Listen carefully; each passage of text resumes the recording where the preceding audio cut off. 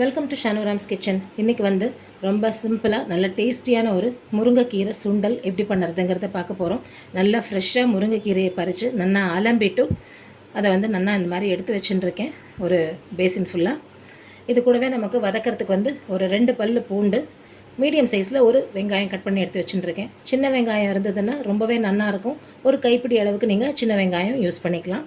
தாளிக்கிறதுக்கு வந்து கடுகு, ஜீரகம், 2 காஞ்ச மிளகாய் எடுத்து வச்சுட்டுருக்கேன். மிச்சப்படி வந்து உப்பு, பெருங்காயம், மஞ்சப்பொடி எடுத்து வச்சுட்டுருக்கேன். இவ்வளோ தான் வந்து இந்த கீரை சுண்டலுக்கு தேவையான ஐட்டம்ஸ். ரொம்ப குயிக்காக நம்ம ரெடி பண்ணக்கூடிய ஒரு கீரை சுண்டல், ரொம்ப ஹெல்த்தியானது அண்ட் டேஸ்டியானதும் கூட. இப்போ எப்படி பண்ணுறதுங்கிறத பார்க்கலாம். இந்த கீரை சுண்டலுக்கு வந்து தாளிக்கிறதுக்காக ஒரு 2 ஸ்பூன் கிட்டக்க ரிஃபைண்ட் ஆயில் விட்டுருக்கேன். இந்த எலுப்பு சட்டியில் நம்ம எடுத்து வச்சுருக்கிற கடுகு, ஜீரகம், 2 மிளகா வத்தல் இதை போட்டுக்கலாம். இது கூடவே நம்ம பொடியாக நறுக்கி எடுத்து வச்சு வெங்காயமும் பூண்டும் போட்டுடலாம்.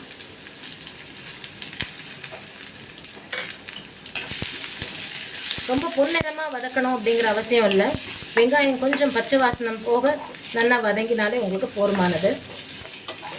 அடுப்பை நல்லா மீடியம் ஃப்ளேமில் வச்சுட்டு ஜஸ்ட் ஒரு 2 நிமிஷம் இதை நல்லா வதக்கிக்கலாம்.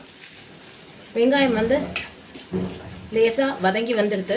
இப்போ இந்த சமயத்தில் நம்ம என்ன பண்ணுவோம், இந்த கீரை சுண்டலுக்கு தேவையான அளவுக்கு உப்பு, மஞ்சப்பொடி, பெருங்காயப்பொடி இது 3மே எடுத்துகிட்டு இருக்கோம். 1/4 ஸ்பூன் கிட்டக்க மஞ்சப்பொடி, 1/4 ஸ்பூன் கிட்டக்க பெருங்காயம், 1/2 ஸ்பூன் கிட்டக்க நான் வந்து உப்பு போட்டுருக்கேன். உப்பு வந்து ரொம்ப ஜாஸ்தி வேண்டாம், ஏன்னா கீரை வந்து உங்களுக்கு உப்பு ரொம்ப தாங்காது. இதை போட்டு லேசாக ஒரு பெரட்டின்ட்டு அதுக்கப்புறமா நம்ம கீரையை போடலாம். கீரையை போட்டதுக்கப்புறமா நம்ம வந்து இந்த உப்பு, மஞ்சப்பொடி எல்லாம் போட்டோம் அப்படின்னாக்க முருங்கைக்கீரையில் வந்து ஏதாவது ஒரு பக்கமாக ஒட்டின்டும். உங்களுக்கு வந்து அது நல்லா எல்லா இடத்துலையும் நல்லா ஈவனாக ஸ்ப்ரெட் ஆகி வெங்காயம் வதங்கும் போதே உப்பு, மஞ்சப்பொடி, பெருங்காயப்பொடியை போட்டு நல்லா வதக்கிட்டோம். அதுக்கப்புறமா நம்ம அலம்பி எடுத்து வச்சுருக்கிற இந்த முருங்கைக்கீரையை இதில் போட்டுக்கலாம்.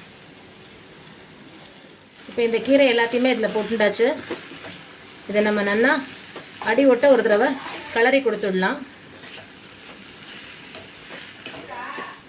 இந்த கீரையை வந்து நீங்கள் அடுப்பில் போட்ட உடனே அப்படியே வந்து இருக்கிற இடம் தெரியாமல் அப்படியே பொசுக்குன்னு போய் உட்காந்துன்றோம். நம்ம எடுத்து போடும்போது பார்க்குறது எவ்வளோ இருந்தது, இப்போ நம்ம அடுப்பில் போட்ட உடனே சூடு பட்ட உடனே அப்படியே சுருங்கி போயிடும். அதனால தான் வந்து உப்பை கம்மியாக போட்டுக்கோங்க அப்படின்னு சொன்னேன் நான்.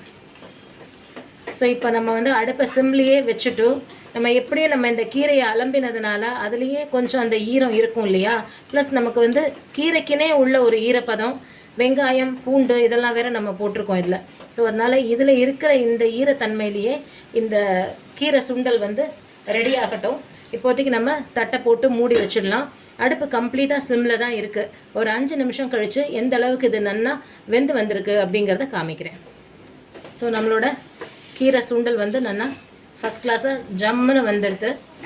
இதை வந்து நீங்கள் நல்லா சூடாக சாதத்தில் நெய்யை போட்டு இந்த சுண்டலை ஒரு கரண்டி போட்டு நல்லா அழகாக பிசைஞ்சு குழந்தைகளுக்கும் கொடுக்கலாம், பெரியவாளும் சாப்பிடலாம். நல்ல அயன் ஸ்ட்ரென்த் உள்ள ஒரு கீரை சுண்டல் 5 நிமிஷத்தில் ரெடி ஆகிடும். நல்லா சுட சுட சாதத்தில் நல்லா நிறையா நெய் போட்டுருக்கு.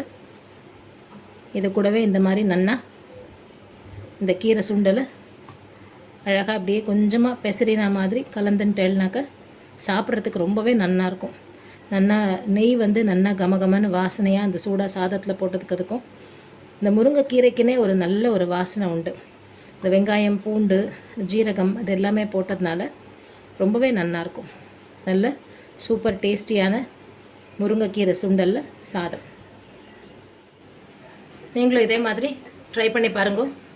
எப்படி வந்ததுங்கிறத உங்களோட கமெண்ட்ஸில் சொல்லுங்கள். தேங்க்யூ.